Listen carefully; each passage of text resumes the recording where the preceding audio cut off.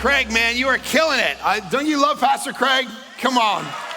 He used to be at Bayside before I got there, and then I'm watching what he's doing now. I'm like, we got to get you back. No? All right, fine. Man, good to be with you. Revival. It's the kind of thing that we all want in our lives, in the life of our church, in the life of our friends, in the life of our family. But how do you get it?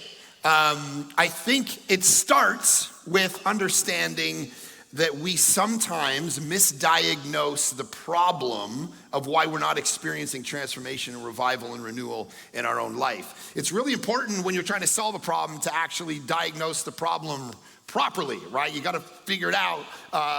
And sometimes we don't do that in life. So a couple years ago, my family and I were at Disneyland. So I have 3 daughters, 18, 15, and 13, which means I have 4 mothers at home, right? And so they are constantly telling me what to do and how to live and whatever. And we were at Disneyland, and we walked up to this ride, and it said there was a 2-hour and 45-minute wait to get on this ride. And I was like, okay, well, we're not going on it. And then my daughters were like, come on, Dad. And then the thought struck me, like, okay, what if I showed really good parenting right now? Like, because I got to show my daughters how to be a good sacrificial parent. You lay down your whole life for your kids, right? How many parents have we got, right? All those dumb kids that we have that just have nothing to contribute for years. All they do is suck resources. So all you got to do, you got to somehow show them the sacrifice of what it is to be a parent. And I got to show my daughters that one day they're going to have to sacrifice and whatever. So I said, okay, you know what? I will stand here for 2 hours and 45 minutes while you guys go and have fun at Disneyland. So they all took off and went and had fun. And I'm like, this is really, and it was my phone shut off battery wise. So I just stood there like a psychopath. I was looking around at people, talking to people. And then they showed up, and I'm like, this is good parenting, man. I'm showing these girls how to be a parent. And my daughter walks up. She says, thanks, Daddy, and blah, blah. And they get in line, get on the ride, and they're like, Dad, thanks so much. And I'm like, yeah, okay, but here's the thing. One day you're going to do this for your family. And my daughter looked at me, and she said, no, I won't. My husband will.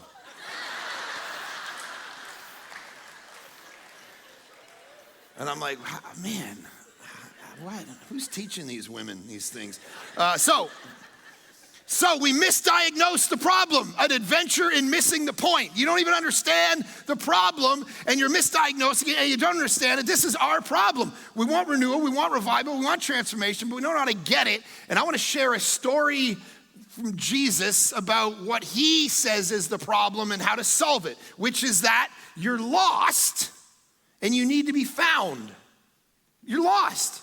And one of the things that we misdiagnose as a culture is that we think we're already found. We think we're gods. We think we've already got it. We think if we can just do better education and more technology and progress and you can tweak your life, then you're going to solve the problem of your own soul.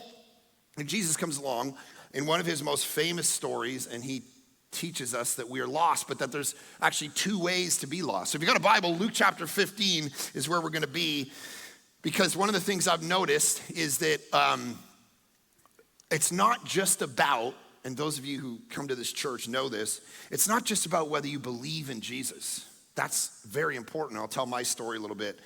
It's actually true revival and transformation happens in your life when you not only believe in Jesus, but you treasure him. And some of you believe in Jesus, but you don't treasure him above everything else in the universe. You don't say he's more important than money. He's more important than beauty. He's more important than what I do with my sexuality. He's more important than fill in the blank. You've got him he's there, but he's not the most important thing to you. And here's why that's a problem. I remember a couple years ago, I was asked to go and speak at a conference, and they wanted me to do an apologetic or a defense of the resurrection of Christ and why it was a historical event. And so I got up and I went through all those things. It's in that book that Craig was talking about, and talking about all the Roman Empire. People say, they thought he was dead up there on the cross, and so they just threw him in a pile, and he was and I was like, no, the one thing the Roman Empire knew how to do was kill people. right? And so it wasn't that they put guys up on crosses and threw them over here, and then they're like, whoo, that was close, all right? And just started walking around the town telling people they were resurrected. And I went through all these like historical data points on why the resurrection of Jesus is actually very historically legitimate. And then at the end of my talk, I looked at the audience, thousands of people, and I said, now how many of you believe that Jesus really rose from the dead? And every single person was jacked and on their feet and clapping. I believe. And I said, awesome. And you know who else believes? Satan. And it doesn't save him. You know why? Because he doesn't treasure it above everything else in the universe. He doesn't care about it. He doesn't orient his whole heart and his life and his mind around it. He just knows that it's actually functionally true. That's the thing that needs to change. Revival happens when this room, revival doesn't happen, it doesn't start out there, it starts here. In this room with the church and you and your family and your friends, renewing a treasuring of Jesus above everything else in the universe, and then you see that start to spread in a way you can't even imagine. I've only really been integrated in a part of one revival in my life, and it was when God called me to plant a church in Vancouver, Canada. I don't know if there's any Canadians in the crowd. Great, thanks. Welcoming. So there's like a weak noise over here, but I don't know if it was like some kind of cough. It was, woo. So Canada, and I grew up outside the church. I'll talk about that in a few minutes, but it was like God said, and he said, I wanted to go into the film industry, and God said, I want you to be a pastor. And I'm like, no, I don't want to be a pastor, because here's the thing. Can you agree with me? People are the worst. Right? I don't want to be a pastor listening to your emails. The worship's too loud. Start a singles ministry. I can't meet anyone. Shut up. Figure your own life out, man. I don't figure your singlehood out. Like, if you can't find a woman here, look at this. This is like fish in a barrel. So I need to do a ministry to connect those. Here you go. So anyway, I didn't want to do that, but God's like, hey, I want you to be a pastor. I want you to shepherd people. I want you to love people. I'm like, okay, fine. And then he said, not only that, I want you to actually start a church. And so we started a church in post-Christian Canada. Canada's like probably a generation or two into progressive secularism far more than America is. Probably 20 years ahead of it in regard to secularization. So I like to say when I'm speaking in front of American audiences that I come to you from the future, right? I come to you from where your post-Christian culture is going, and God said, I want you to plant a church there. And I'm like, but no one likes Jesus in Vancouver, Canada. It's so progressive and new agey, and everyone thinks that they're saved because they eat kale and wear Lululemon pants and carry a water bottle. And so they're like, look, I'm connected to the universe. I don't need salvation. And then every Sunday I got to tell these people, no. The one common denominator of the disaster that is your life is you. And you need to stop trying to be the hero of your life, because there's only one hero that can save you and love you no matter what the circumstances of your life are, and his name is Jesus. And you need to stop trying to be the hero, because if you try to be the hero of your own life, you will be crushed. But Jesus can save you.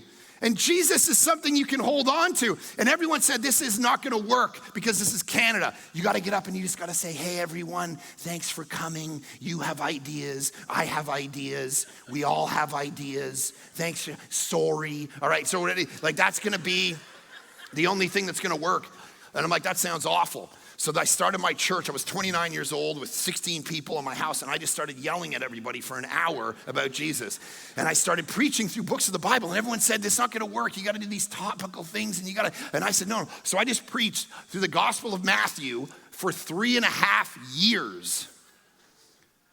And in Canada, during that time, 3.5 years through Matthew, we saw 700 people get baptized. The church grew by 50. So it was like, now, it was like these 16 people, and then 50, and then 100, and then 300, and then it was like this little elementary school gym, and we didn't have any more room.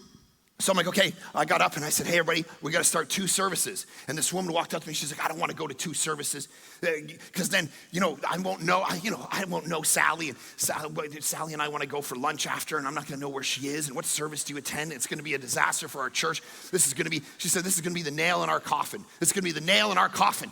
And I'm like, what? And so I got up the next weekend and I said, listen, I didn't start a church so you could get more friends. I started a church because every single day people like my father die and go to hell. And so next weekend we're starting a 2nd service, and I don't care what you do. And just by going to 2 services, we grew by 50 people. Well, she left, so 49 people in a week. In 1 week, we grew by 49 people in a week. And then that 300 became 600, became 900, became 1,200, became 1,000, became 5,000. Across Canada, God just now why do I tell you all that? Because it wasn't scheduled. A revival among Canadian progressive, post-Christian, secular culture was not on the schedule. But when God shows up, it's all you can do to keep up with him. That's what happens. And this is why Jesus is like, listen, and this isn't because I didn't make mistakes. I mean, if you look at the first verse 11, Luke chapter 15, there was a man who had 2 sons. The younger one said to his father, Father, give me the share of the estate. So he divided the property between them. Not long after that, the younger son got together all he had, set off for a distant country, and there squandered his wealth in wild living. So here's the story.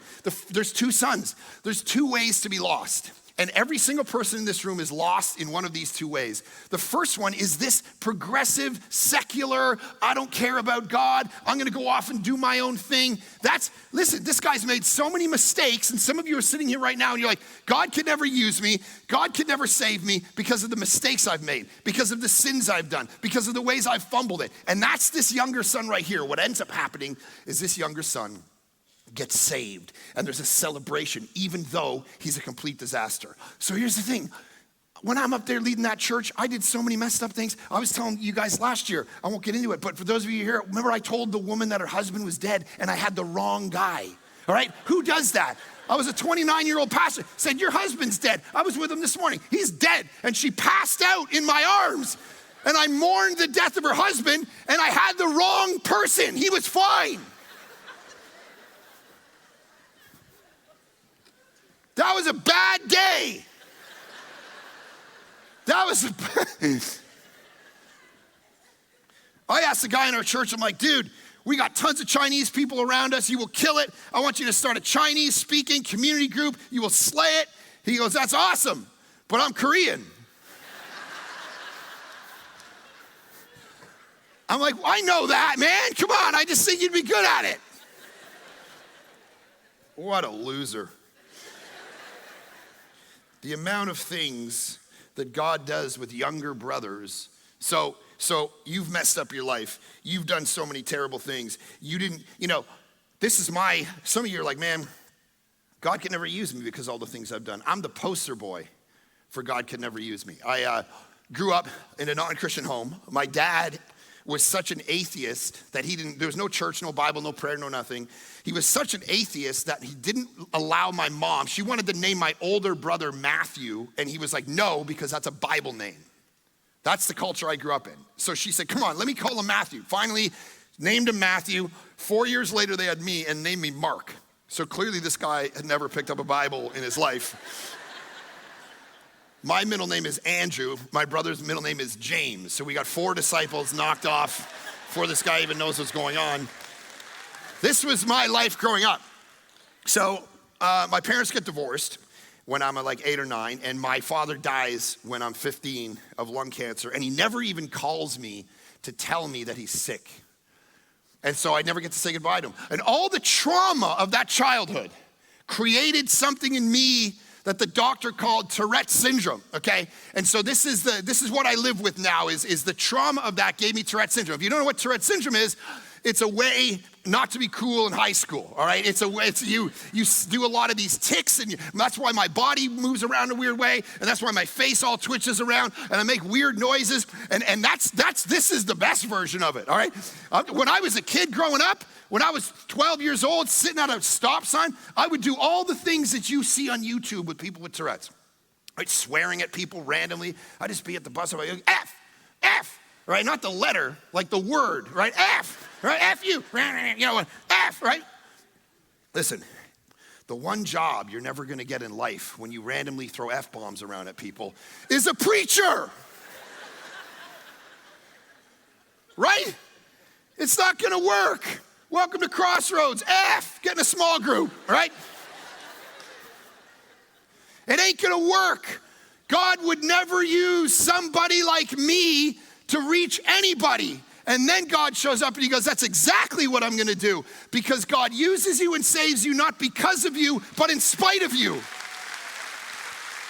In spite of all the mess of your life, in spite of all the mistakes you've ever made, in spite of everything, God takes you and he goes, I'm gonna use you. And so when I'm 18 years old, a guy named Chris walks into one of my high school classrooms and tells me about Jesus.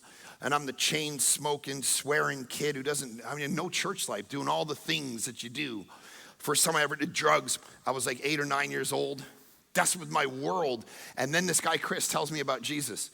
And I start to read the Bible, and I start to sit out in front of my school, and I start to get obsessed with Jesus, and I give my life to Christ, and overnight, God starts to transform me. But here's what he transforms. He doesn't transform what you do. He transforms what you want to do.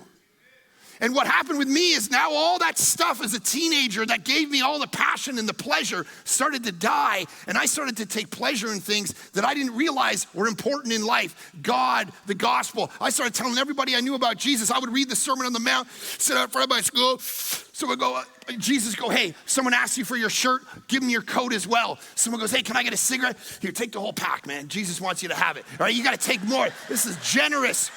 This is called generosity. This is called hospitality. I didn't know what I was doing. This is me giving my life to Jesus. And I started telling everybody I knew about Christ. This raw kid, when I first started going to church and I started dating my wife, the pastor told her that she couldn't date me because I wasn't a Christian. And she's like, why do you say he's not a Christian?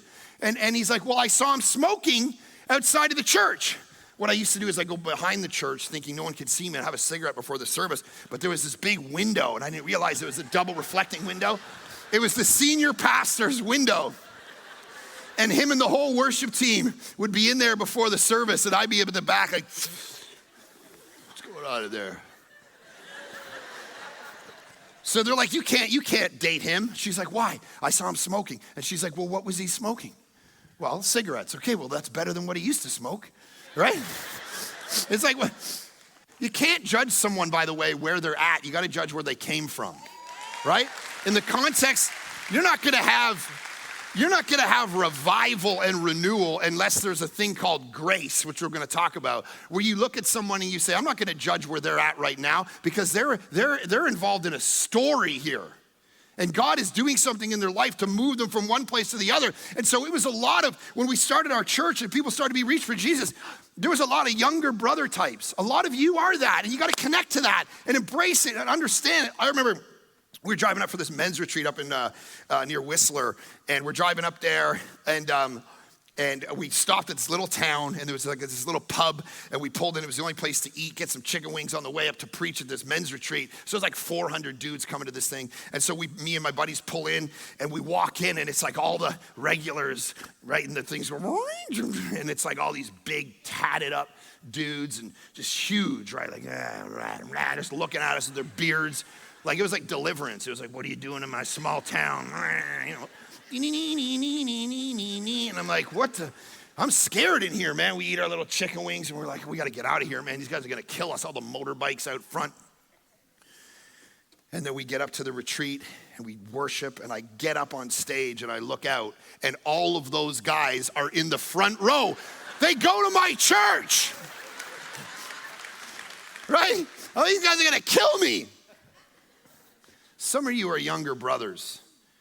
And you're like, look what he does. He takes the inheritance that the father was going to give him. He said, give me the inheritance now. You know what that'd be like saying in that culture? I wish you were dead.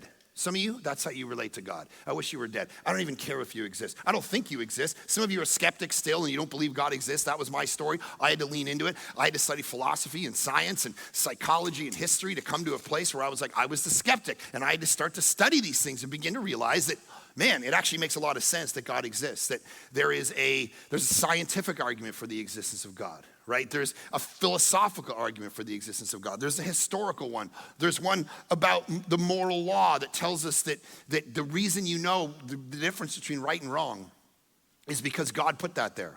That there's no other reason. And so what we've done is we've said, well, no, there is no right and wrong anymore, right? I grow up in post-Christian Canada. Everyone's like, no, there's no right and wrong. There's what you believe and what I believe. And don't project your values on me, because if there's absolute truth, if there's an absolute moral law, there has to be an absolute moral law giver that tells you, murder's wrong and rape is wrong, whatever. But if there is no absolute moral law, then we can just all pretend that you can't project your values on me, and I believe what I believe, and you believe whatever. And so if someone ever tells you that, by the way, just punch them in the throat.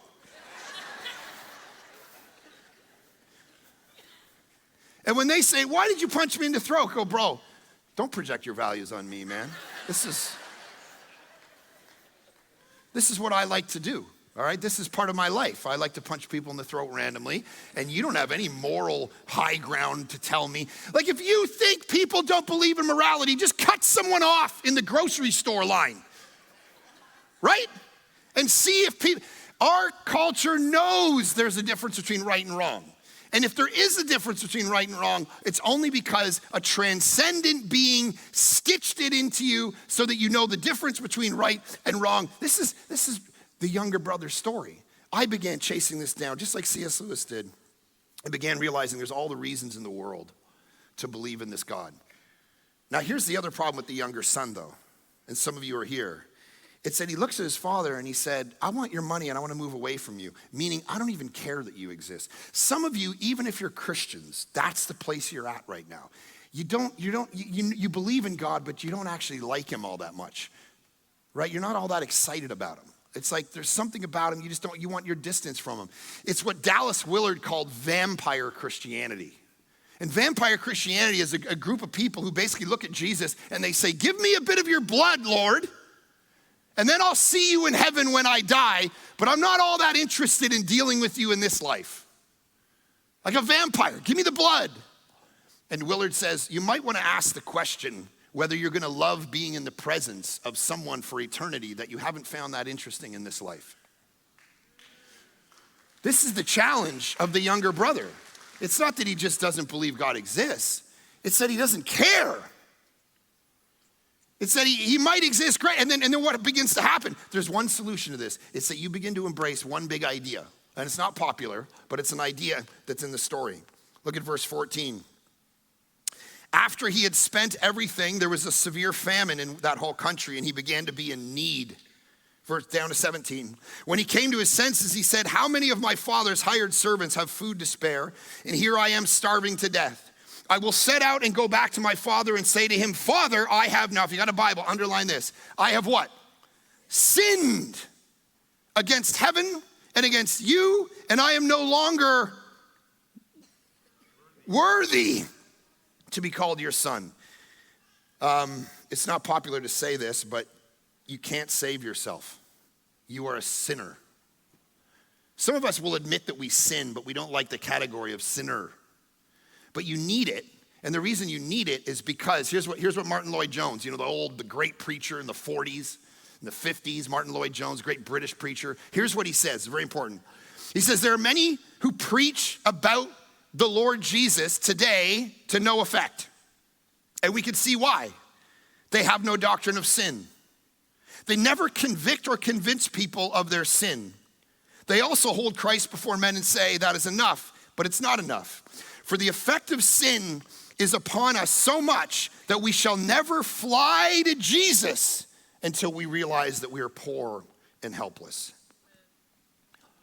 You won't ever want to treasure Christ unless you realize the situation you're in. And the situation you're in is the only place this younger brother, the only way he comes back to the Father is when he begins to realize he's a disaster. So no matter what your kindergarten teacher told you, you're unique like a snowflake.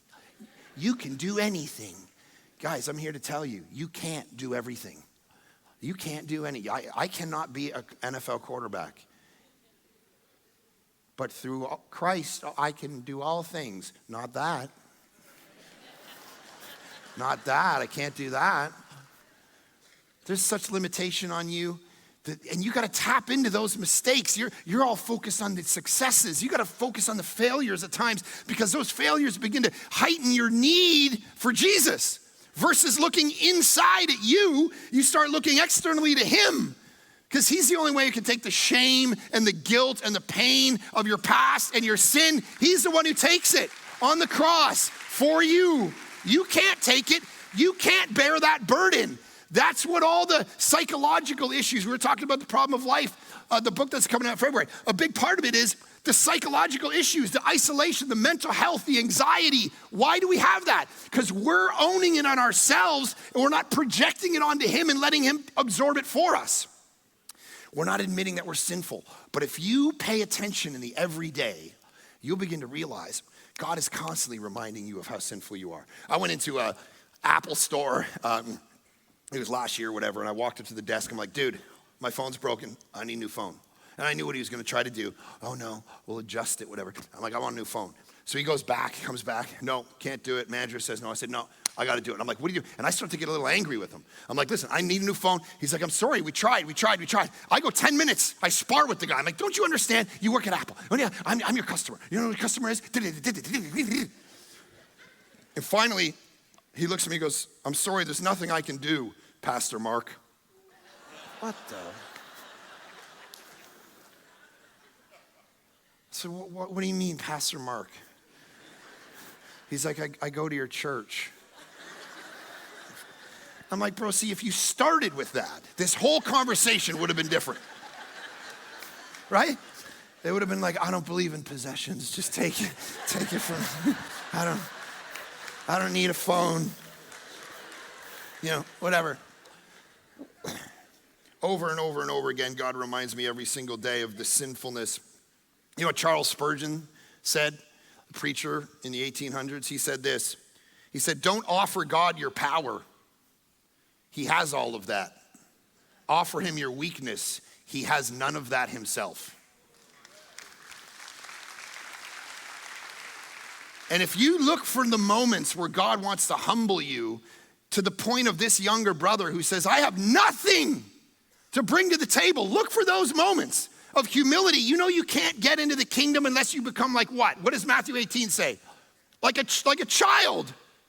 Have you seen these morons? Like a child, you have nothing to bring to the table. For a long time, when those babies are there, they do nothing. They just take and take and take.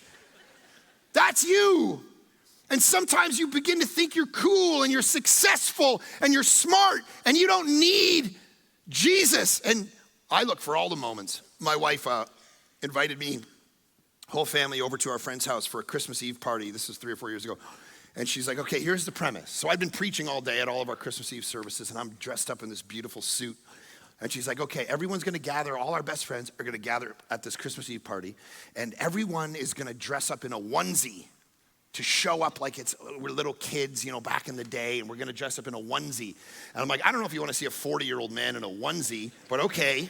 I'm like, all the other dudes are doing this? She's like, yes, it's all in the text. We're all dressing up in onesies, and we're all going over together.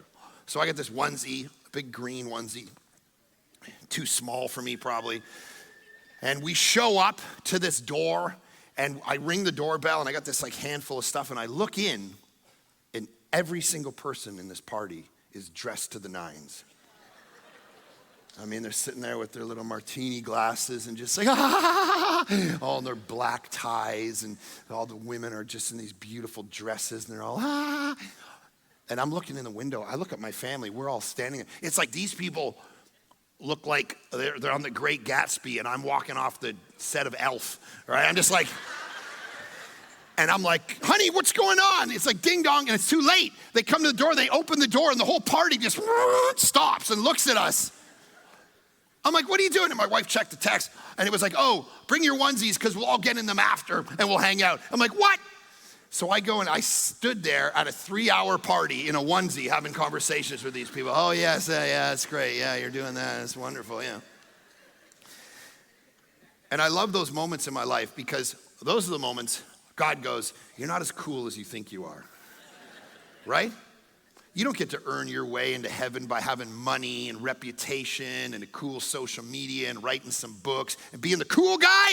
You don't get to do that. You got to become a child, man. You got to come to the end of yourself. Look at this kid. He's got a speech ready. I am a sinner. I am not worthy to be called your son. Now what happens? Well, in religion, when that kid decides to come back, maybe he can climb his way to heaven. Maybe he can be good enough. Maybe he can not watch rated R movies and do his devos every day and make sure he comes to Crossroads at least twice a month. Maybe he can do all of the right things, and then the Father will have him back.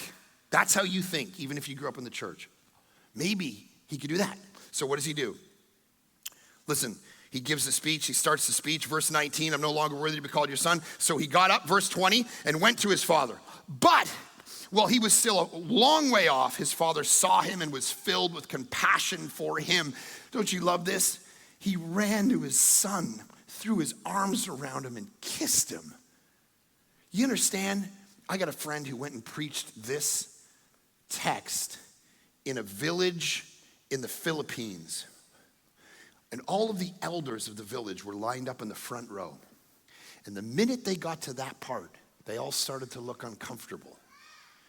And he asked one of them after, why are you uncomfortable? And they said, because if a child in our village did something like that to one of us, he'd be beaten to death. This father runs out, embraces him, kisses him. And it says, verse 21, the son said to him, I love this, Father, and he starts his speech. I have sinned against heaven and against you. I am no longer worthy to be called your son. Notice, he doesn't finish. The father cuts him off. But the father said to his servants, quick, bring the best robe and put it on him. Put a ring on his finger and sandals on his feet.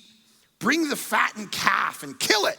That would have been like the one calf he had, most prized possession of the whole family for the year. Let's have a feast and celebrate, for this son of mine was dead and is alive again. He was lost and is found, and they began to celebrate.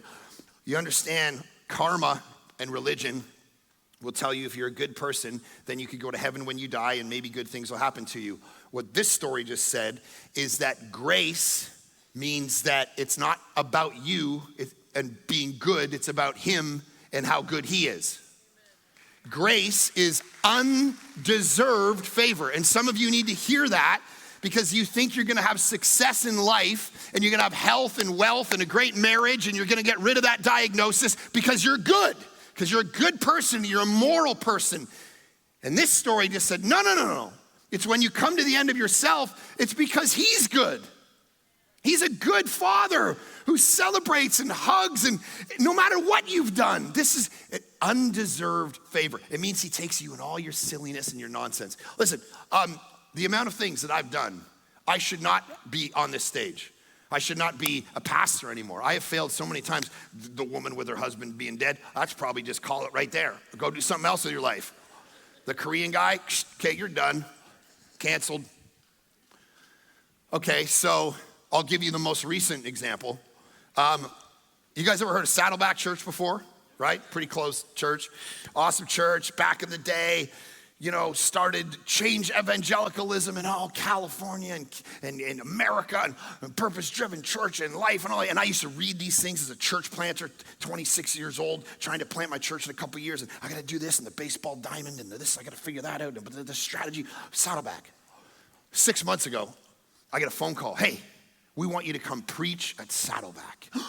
Saddleback. This church I read the books about. This is great. This is Saddleback. I'm going to preach at Saddleback. I got to make sure I'm honed in. Make sure I'm behaved. Make sure I'm a good boy. Get invited back to Saddleback. Super Bowl. So I zone that sermon in. Every nook and cranny. Perfect. Practice that thing out. Perfect.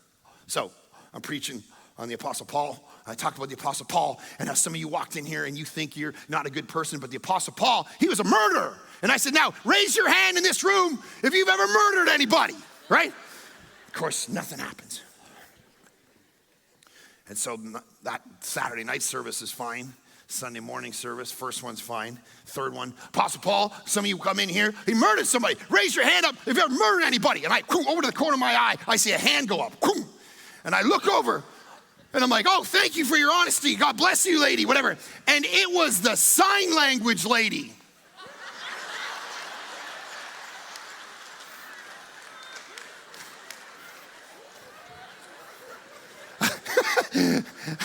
I'm like, raise your hand if you ever killed it. And she's like, and I'm like, ah! What a loser. I should not be doing this job. But here's the thing about grace.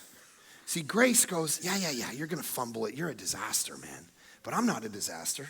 I'm a father who celebrates the minute you show remorse, the minute you show that you want to come back into the family, the minute you show you want me in your life. I celebrate you. I throw a ring on you. And here's a beautiful thing.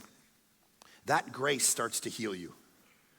Some of you have a lot of shame and guilt in your life of things that you've done and things that have been done to you. When that fattened calf, which is an image of Jesus being sacrificed for you, when he dies, that shame and guilt goes away. And then what starts to happen is you start to get transformed and you get better. You become more like Christ every year. And it's gradual, man. Do you know how often I wish God would just heal me of my Tourette's? Like, take it away, man. Because it's just harder being on a stage for a living and twitching around and making weird noises. Like, just take it away. It'd be way less distracting for all these people. And this is my conversation with God. And he goes, no. But he started to heal me in these other ways. Obsessive compulsive disorder, I don't know if any of you have that, but when I got Tourette's, I also got OCD, and it means everything has to be organized perfectly, and everything is situated, and everything needs to be really clean. Everything's clean. You have soap and clean, everything in its place, clean. Obsessive about the clean. Everything's clean. Dirty people, no. Clean people, yeah. It's clean. So the other day, I walked up into my bathroom, and I hadn't realized, but my 18-year-old daughter had used my bathroom with her girlfriend, and they had dyed her hair and cut her hair in my bathroom. I didn't realize this. So I go in and take a shower. I'm in the shower, and I grab for a towel, and I take the towel, and I put it on my face, and I start to dry my face off. And I realize this towel is full of her friend's hair. And I'm like, she put it on my face, I'm like, ugh. I look like Chewbacca. I'm like, what the? This girl's hair was all over me. Hanging out of my mouth. I'm like, what the? Guys, in the past, I wouldn't have come out of that room for a week.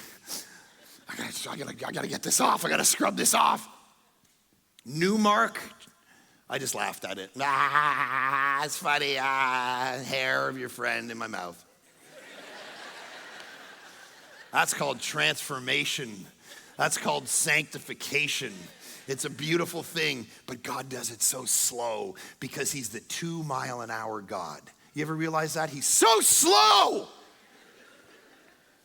I want to know who I'm going to marry. Just tell me your name. Write it in the sky. Show me. Give me a sign in my alphagettes. David, you're supposed to marry David. Thank you. But he doesn't do that. You got to date Tom. You got to date Jason. He's hot, but he doesn't have a good personality. He likes to hike, but man, you're not going to age well.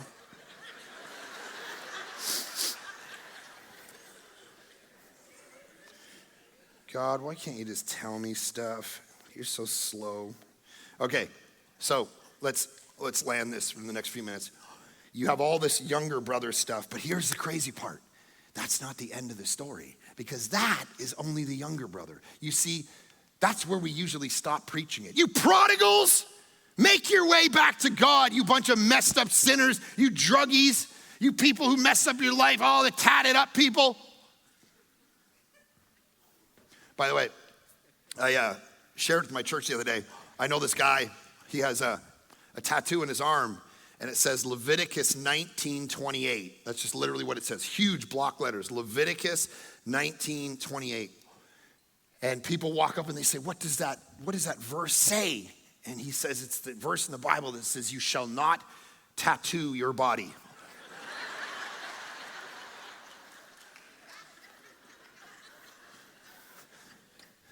Right? Because he says, I've had more gospel conversations around that, because there was a way of doing something in the Old Testament that when Jesus came, when the fattened calf came and died and rose again, all of that died. All the religion, all the rules, all the going to sacred temples and rituals, it died when Jesus says, it is finished, which is really good because half the worship team would have to be fired. See, there's an older brother. And this is what happens with him. Meanwhile, the older son was in the field, verse 25. And when he came near the house, he heard music and dancing. So he called one of the servants and asked him what was going on. Your brother's come home, and your father has killed the fattened calf because he's back safe and sound. And the older brother became angry and refused to go in. So his father went out and pleaded with him, but he answered his father, look, all these years I've been slaving for you and never disobeyed your orders. I go to church, I do my devotions, I've memorized things, I give to the church, I go on mission trips, I serve at kids camp. Yet you never give me one of these young goats so I could celebrate with my friends when this son of yours who has squandered your property with prostitutes comes home. You killed the fattened calf for him. You know what the sad part of this story is? Here's the crazy part. This is a warning to all of you religious folks who've loved talking about this younger brother who's got a messed up past, this atheist, this agnostic, this rah. Here's the crazy part of the story. This guy never comes into the party. At the end of the story, the tragedy is he's lost in his religion. He's lost in playing the game, in pretending externally. He doesn't swear, he doesn't smoke, he doesn't do any of the bad things you're supposed to do. But here's the problem with a guy like him. You can be born in the church, be raised in the church, have your wedding in a church, die in the church, have your funeral in the church, and still wake up in hell. So my buddy, first year of Bible college, I'm 19 years old, my buddy calls me up, he says, they want us to go on a television show. I said, okay, what's it about? He said, we're supposed to speak on the topic of prayer. And I'm like, okay, well, I did what I did when I, didn't know something. I just went and read a book. So I read a book on prayer. I get in the car. We're driving down there. He said, what are you going to talk about? And I said, well, I got this great line from this book that I read by Eugene Peterson. And he said, sometimes prayer isn't only talking, it's listening. And I said, so I'm going to unpack that on the TV show. He goes, oh, that's good. And I said, yeah. I said, what are you going to do? And he said, I don't know yet. I'm thinking about it. So we get on stage. All the lights come on. The makeup comes on. The cameras come on. Boom, welcome to the TV show. We're in Toronto. We're talking about prayer. She looks at my friend, no joke. She says, what do you think about prayer? My friend goes, sometimes prayer is not only talking, but listening. And you could see me on camera like, what? I was about to murder a person on live television. And then they looked at me and they said, oh, that was genius. What do you say, Mark? I'm like, And then I rambled on about something. Oh, I think coincidences happen when coincidence with lots more prayer with coincidences. And they're like, all right, we'll take a break. We'll be right back. All right. I was like, what the? But I begin to think about that every time I think about this older brother, because how sick is it that I needed to pretend I had a prayer life because I didn't. That's what happens when you get stuck in the older brother mode of life. So, here's the beautiful part that I want you to hear. This father ends this by saying this. Listen to this, verse 31. My son, you are always with me, and everything I have is yours. But we had to celebrate and be glad because this brother of yours was dead and is alive again. He was lost and is found. You know what I love about this story? The father, it says, goes out to both of them. He goes out. You know the God that we talk about here at this church? He's alive and well today. He still goes out. He still hunts you. He still puts people in your life. He hounds you. He puts people and circumstances in your life that you might not even be paying attention to, right? I got asked to speak in San Francisco at a church on gender a few months ago. I'm like, why don't you give me something that's a little bit more of a challenge, right? Speaking in San Francisco on gender, what are you talking about? And so I prepped this whole thing about gender and the difference between male and female. And I did some study on the female brain by a psychologist, a non-Christian psychologist. She said there's men and women are different. And you put a little, they did these studies where they put a little boy in a room, right? And a little girl in a room. And the little girl goes in with this fire truck. And like 5 minutes in, she's got the fire truck and she's wrapped it in a blanket and she's like rocking it to sleep. And then the little boy goes in the room and he sees all the dolls and he's like, right? And he's like, he died. And he's like, and they're watching all these differences between men and women and all that stuff. And so I prepped this talk about gender and I said, what's cool about the Bible is it doesn't always sit with these archetypes, because what you have is David. And when is David more a man? When he's out slaying giants or when he's writing poetry? And when is a woman more a woman, like Deborah, when she's out leading her nation to war or when she's at home keeping a house? And I started kind of making this point. And I wrote that in the sermon. I'm like, I don't know why I'm going to say this. I don't know what the point of this is, but whatever. I've never thought about it before, but sure. I get to the church. I'm sitting in the front row, 8 o'clock service. The pastor looks at me and goes, oh, by the way, before you get up, just so you know, Condoleezza Rice goes to our church. I'm like, what? Condoleezza Rice? Like the Secretary of State? What? He's like, yeah, no big deal. No big deal. This would have been way better. And I got up and I began to preach. And I'm looking at her third row and she's kind of nodding. And I start to go on gender. And I go, when little boys and little girls and rocking in, and when are you more a man and when are you more? And then I realized it was for her. When are you more a woman? When you're like Deborah leading a nation to war? And I looked right at her and she's like, right? So anyway, Condi and I were chatting the other day and it was like, hey, what's going on? I'm just kidding. The things that God does, that he puts in your life, he's constantly doing things. And if you listen to him, you're going to connect to the world in a way you never could. It's miraculous what he does. My wife and I were going up to speak at a conference a couple years ago, and we're driving up, and we hadn't prepped anything. And she looked at me and said, what are we going to talk about? And I looked at her in the car, and I said these words, hey, why don't you just let me do the talking, and you chime in every once in a while? Yeah, exactly, right? Like it sounded really good in my head, but when I said it, I was like, hasna, nasna. And it like landed, and she's like, sorry, what? You're gonna chime in? Oh, great. And then she went dead quiet, which, guys, you know this story. And she just stared out the window. And I'm like, oh, I'm getting the silent treatment. So I just start to drive, and I'm like, I can't. So I start asking her questions to see if she still likes me. Nothing. So I'm like an hour and a half into this drive, and I can't sit in the silence anymore. So no joke, 100% true story. This is what I did. I turned on the radio, the old-fashioned radio, like not an iPad or iPod, just boom. Old radio, no idea what's gonna happen. Lasers coming from the sky into my truck. I'm driving, no joke. It was the song that we danced to on our wedding night. No joke. Baby, you're all that I want. When I'm lying here in your arms, I'm finding it hard to believe. I'm pointing to a guy, by the way, not a girl. You're like, wow, he's really working this. There you go, favorite song, right? Love it.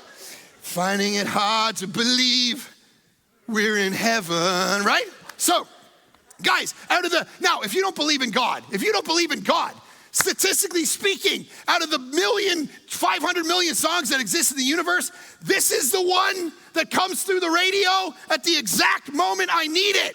Come on, guys. God is good. God is good. And he's reaching through that radio and just going, come on, you little kids, pull it together. I love you both. We need to, come on, let's go. Let's heal up here.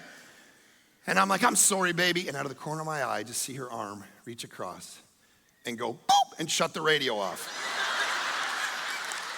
I'm not joking.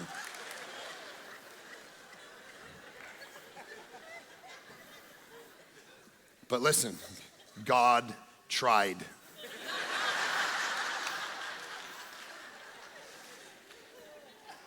He tries in a million different ways every single day in your life. He has you here for a reason right now. You could have turned left and your life could have been a disaster. You could have turned right. That person, this person, he's brought all of these things into your life. The ancients used to call him the hound of heaven. He brought all this into your life to save you and love you and heal you. And so let me pray for us. Father, I pray that we're the kinds of people like the younger brother who know that you're here, who know that you've put things in our life, who have chased us down, who have loved us because of your grace. And instead of being cold to it like the older brother, I pray this room and online is filled with people who humbly admit that we need you, Jesus. We need you to forgive us of our sin. We need you to take away our shame and our guilt. We need you to transform us, and we need you to empower us. Let us be reminded of how good a Father you are. Sometimes we are just lost in the vengeance, in the justice, in the wrath of God, all things which are very important to who you are. But here we get a loving Father who runs out, embraces us, throws a party for us, doesn't even let us finish our speech about how unworthy we are. You interrupt and you interrupt to lavish your grace and love on us, and that heals us. And let it be true about every person. And that's a decision we make, to let you do that in our life. So let us do it. In Jesus' great name we pray. Amen. Amen.